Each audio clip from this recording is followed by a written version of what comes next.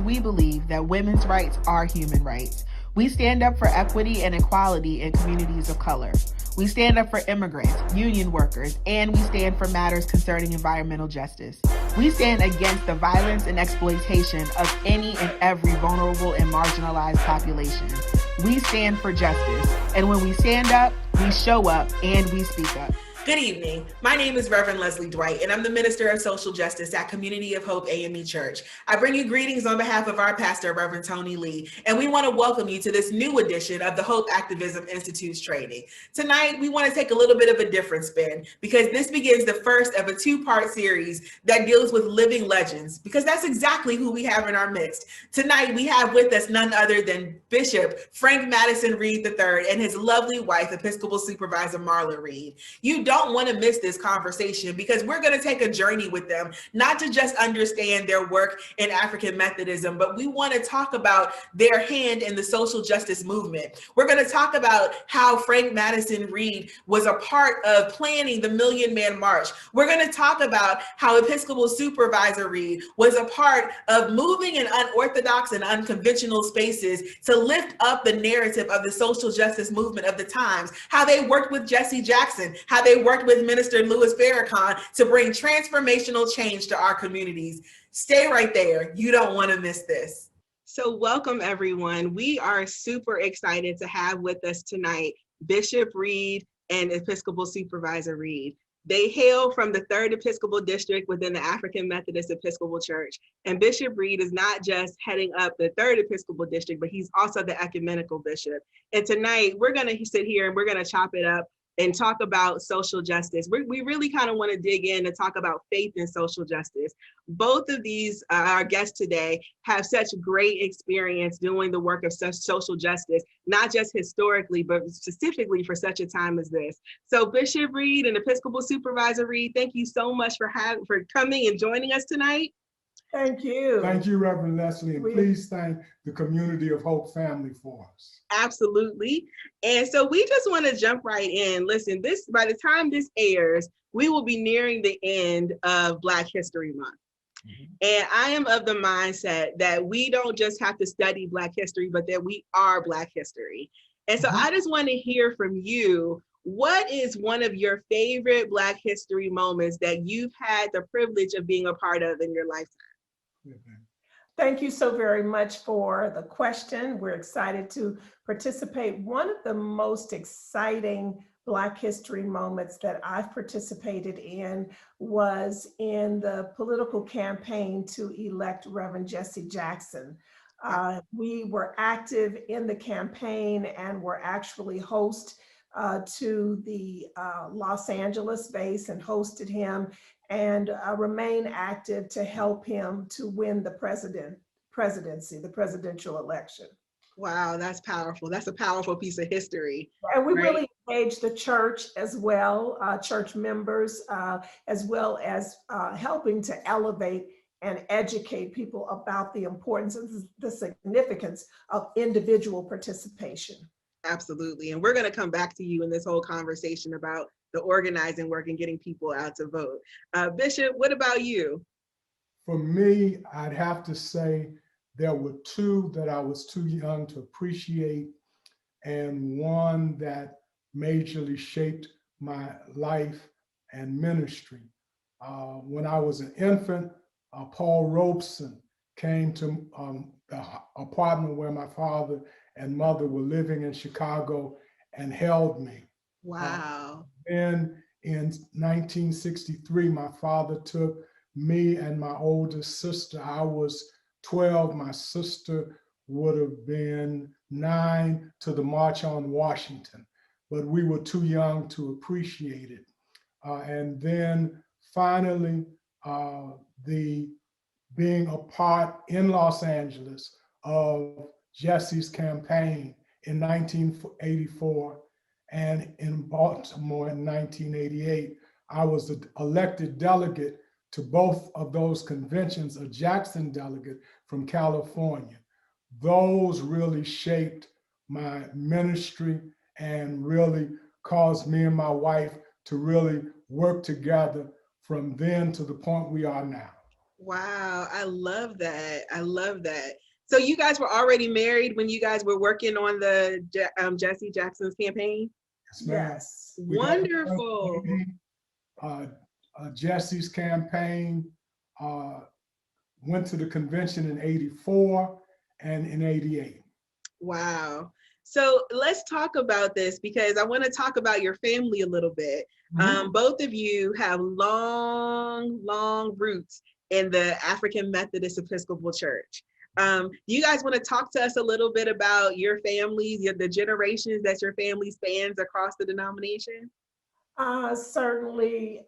My father is a minister, the late Reverend E. Woody Hall, and his father, Frederick Douglass Hall, was an AME pastor, and my grandmother of sainted memory, Vita Woody Hall, pastor's wife, first lady. My mother, Florence C. Hall, was a very active first lady.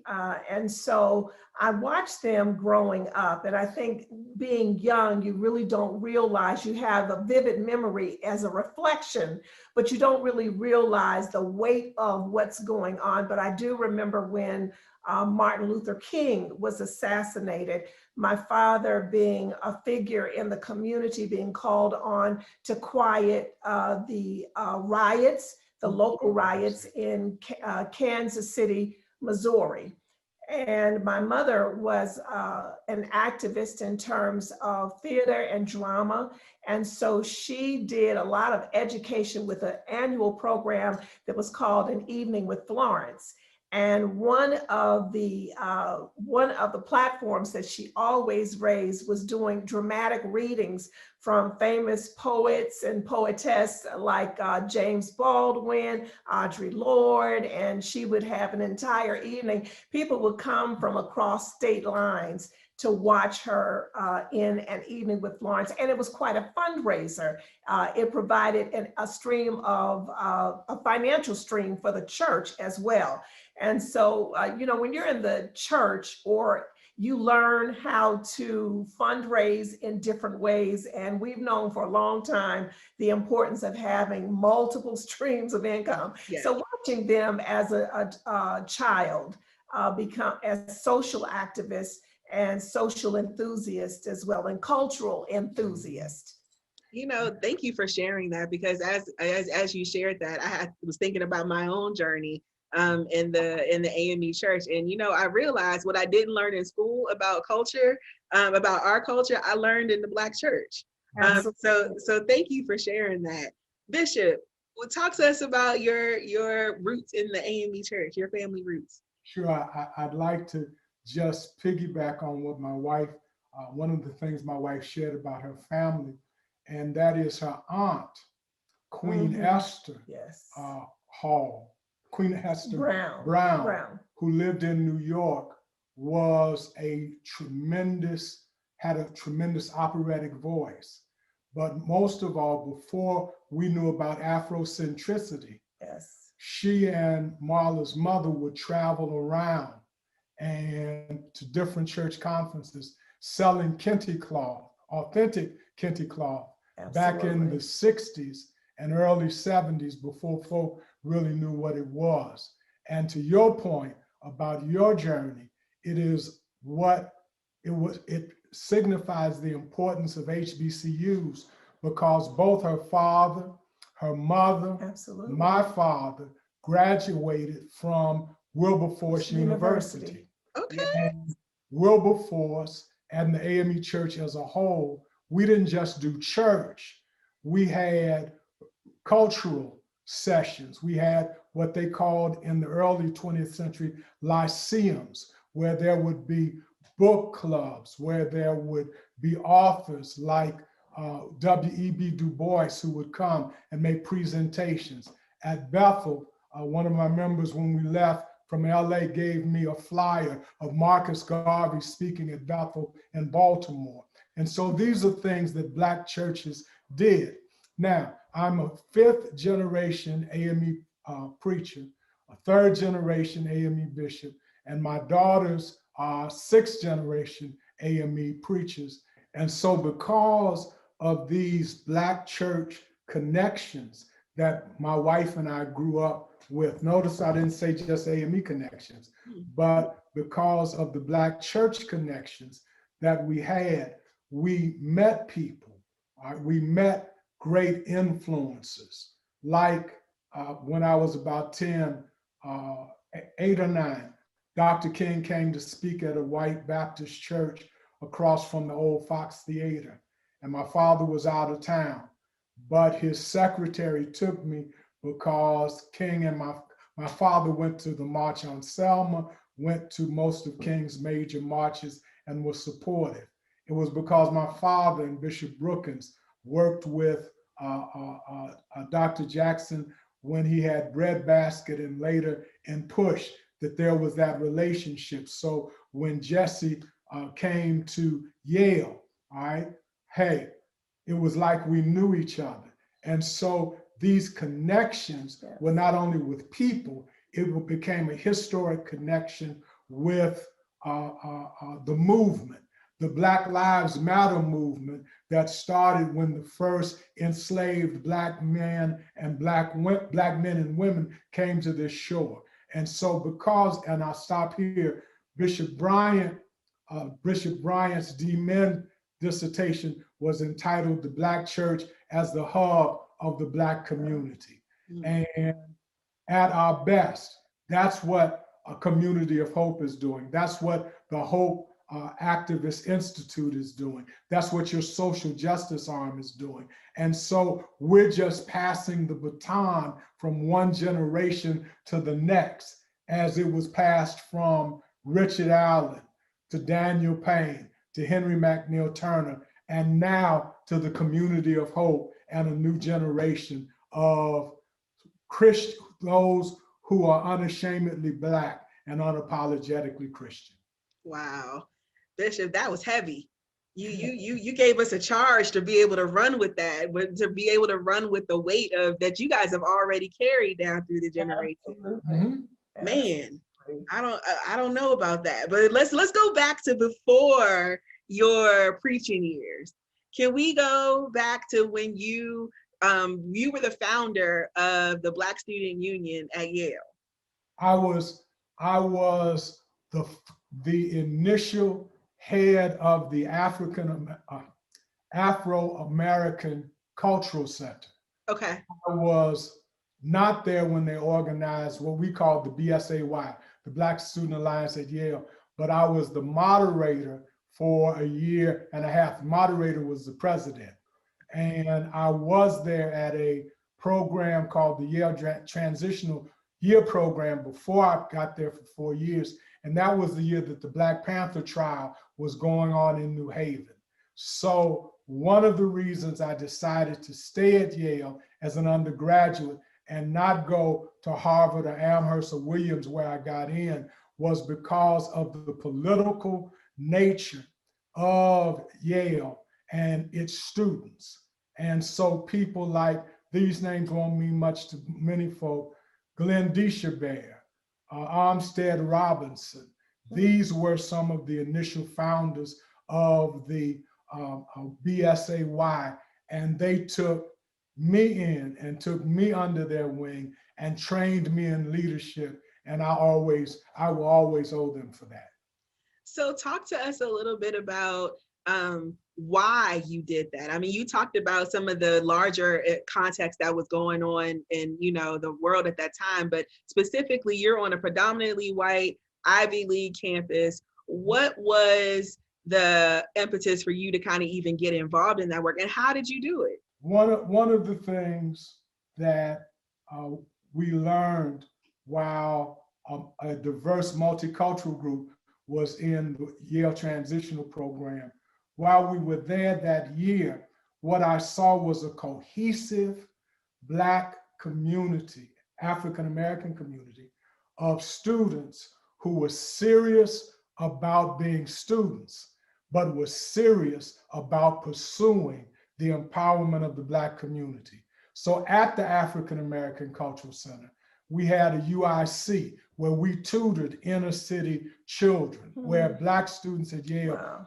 tutored these students. We had not just parties at the house, we called it the house, but we had political forums. And we met with the president, we met with the provost, we met with the dean, and we had the strongest Black studies program at that time. Skip Gates, who's now at Harvard, is an undergraduate of Yale, and it was because of what he learned there at Yale, combined with his own skills, that now the Du Bois Institute is the top in African American studies. And so African American, in closing, there was no division between politics, economics, and the empowerment of our people. There was no class separation, as you saw in school days. You're too young to remember school days. No, I'm not. The Black community looked down at the Black students. In New Haven, the Black students at Yale and the Black community in Dixwell had great relationships. And so it helped me, because I didn't go to Yale to be a preacher. I went to be a lawyer. Wow. And so what I love about that is that it just wasn't about, you know, organizing your people for the political piece, but there was a service-driven piece. And it was a service-driven piece that kind of reached back to the generation that was coming behind you, right? And that actually kind of spills over into what I think became a significant cornerstone of how you did ministry. My pastor today was telling me about a time where you had called him to preach at your church, and I think that there was a shooting that happened in the neighborhood. And he was coming to preach a revival, but before you did the revival, you had called for the prayer vigil. And he talked to me about this time where you guys are kind of walking through the community. You're doing the community walk to the prayer vigil. And as you're going down the street, people see you coming down the street and their children yelling out to their parents that you're walking down the street. And he talks to me about how you go up to the house and how you're reaching out to the children and you're connected to the family. The people knew you. And so he said, you know, that it was almost like the community walk was a precursor to the revival that night. And so it's just funny how, you know, that experience, that pastoral experience really, it mirrors the work that you were doing as a student before you were even, you know, assigned to that work in Baltimore. So that's a great story. Episcopal Supervisor Reid too, yeah. Yes. So Episcopal Supervisor Reid, I was doing my research and I understand that, you know, I'm in good company tonight because you are the communication guru. And so I want to take you back to the time where you were serving as First Lady of Bethel AME Church. And when you guys were at Bethel, there was a media, I'm just going to say, well, you guys had a media presence, both in radio and television. It was Love Outreach? Outreach of Love. Outreach of Love. And that became a platform that elevated the issues of the African American community. So will you talk to us a little bit about what went into that communication strategy? Because here's what I will tell you, that I was a little girl watching you guys on TV, on cable TV, when I came home, and there were not very many African American churches that were operating in that space at that time. You're right. So what was that strategy and what kind of doors did that open? Well, thank you so much for elevating that period of our history and outreach. The broadcast was called the Outreach of Love broadcast, and we transitioned from broadcasting locally to, I believe, one of the media execs at BET saw a message and reached out to the stewards and trustees at Bethel at that time, and the door opened for us to go on. But when we went on, we were on at 7:30 a.m. in the morning, but it was following a really adult content time period that we were on, and everybody was just really up in arms that we would be in the middle of that time slot where the programming was totally different than what we were offering. But what happened is that it really broadened the audience. Not only it broadened the local congregation to become regional, national, as well as international. And so I think that because of the presence of God in Bishop Reid's preaching and teaching, it so strikes an authentic chord, and it is so transparent. And I always say he speaks the language of the people, that we had people who were reaching out from other states, other churches, other denominations, because not only because of his preaching and teaching, but because he was preaching about the Word of God and how to practically apply the Word of God in your everyday life. And one thing I will say about his training and both of our background, but particularly because of African Methodism, is AME's resistance, revival, and restoration. It's in our DNA. If AMEs are showing up, we're not going to sit down. We're not going to shut up. We're not going to go along to get along. If we show up, you can rest assured we're going to speak up. And so I think that I know that the outreach of love struck a chord, and the truth, the Word of God that was resonating at that time addressed the issues of health disparity, economic disparity, personal practice, white privilege. And so a number of platforms, a number of issues that we talked about, or that he preached about, we tried to present it in a way that was in vogue for that particular platform. And because we were on BET, the Lord opened up doors for us to be on an international network, as well as the Armed Forces Network. Wow. And so what we saw is a number of persons who were listed in the military, armed forces, Navy, Air Force, coming to the church, and people who were in prison. That's the one. We saw a lot of people who were incarcerated, who after they got out would come because for somehow or another they were watching the broadcast in prison. Wow. And so we would get phone calls, and then people, when they were released, would come to the church and ultimately join the ministry, but also receive the benefits of the other arms of ministry that we had, social outreach, as well as we had a ministry called Freedom Now, which was to speak to life after drug addiction. And because of the media arm, the outreach of love arm, and because of the broad outreach it gave us, there was a series, HBO series called The Wire.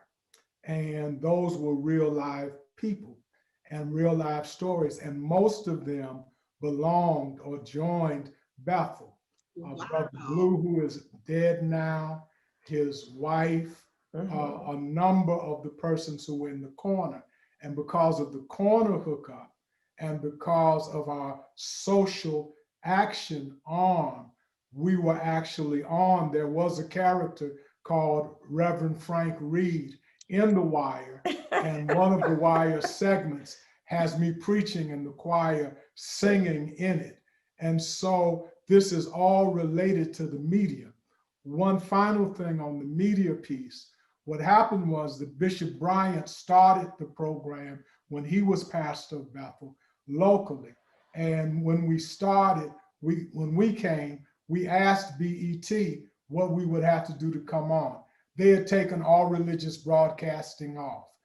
A call that my wife remembers had stated came after they decided to put their religious broadcasting back on, and the rest of it is history. And the final portion of that story for me is that when we would travel overseas, when I would go to Korea, I'd be walking around in the areas where the service men and women were, and they would say, "We see you on Sunday. Are you Dr. Reid?"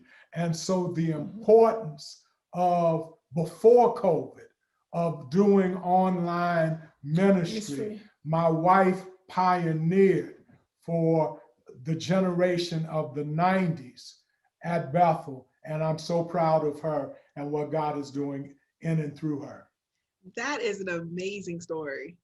I will say, Reverend Leslye, that I think that in ministry, it's important to be ready to pivot and to be ready to pivot as well as pioneer what's going on at the time. And little did we understand or know, even at that time, that we were laying groundwork for where we are today. You asked me about the doors that opened, the acumen that you received just being on radio and television and coordinating the both avenues and both platforms opens up a number of doors, because it was not only the broadcast, then the television broadcast, then it became the radio broadcast, and then it became magazine, and then it became Bishop Reid. I think he's probably fairly modest with it.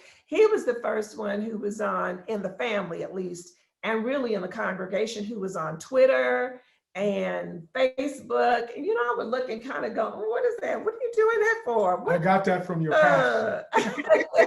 Yes. So wait, are you guys on Clubhouse yet? Not yet. Not yet. Oh, Clubhouse. Yes. Yes, Michael, I'm sorry, go ahead. So, just being prepared to do that. My training is in communications, electronic communications, radio and television. And so being in ministry, the Lord opened up the door for me to work in that area and be creative with that. And she married a great husband. You guys are a dynamic partner. And I married a great wife. That findeth a wife findeth a good thing. Wasn't that a great conversation? I started off this segment telling you that we were in the presence of living legends, and we couldn't get it all in tonight. So you have to join us here next Thursday at 7 p.m. as we continue the conversation. I mean, don't you want to know how Bishop Frank Reid influenced the development of the iconic historic television show, Amen? I know I do. So see you next week. Peace.